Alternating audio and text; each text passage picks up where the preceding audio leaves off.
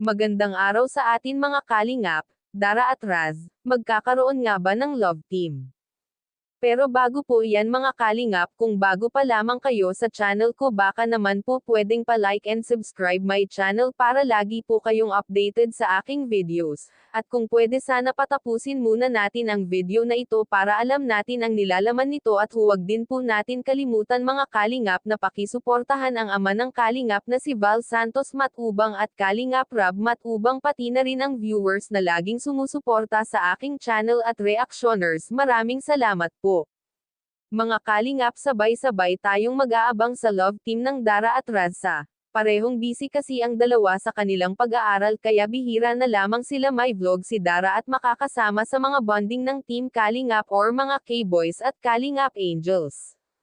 Priority kasi ni Dara ang kanyang pag-aaral kaya naiintindihan ito ni Kuya Rab ang sitwasyon ni Dara. Tuwing linggo na lamang sila ito nagkikita kapag araw ng simba.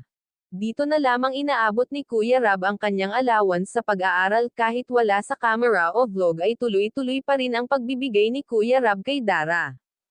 Ganun din kay Raz sobrang busy ito dahil college na ito, pareho sila ni Dara na may pinaghahandaan na sports para sa kanilang mga school.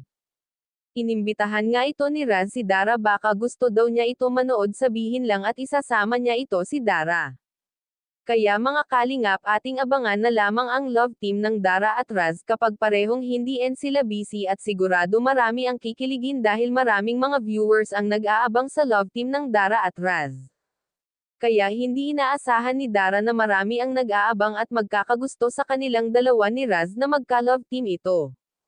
Alam naman daw ito ni Dara kung hanggang saan ang hangganan nito dahil seryosohin muna ang kanyang pag-aaral para sa matupad ang kanyang pangarap at para rin maiahon niya ang kanyang pamilya.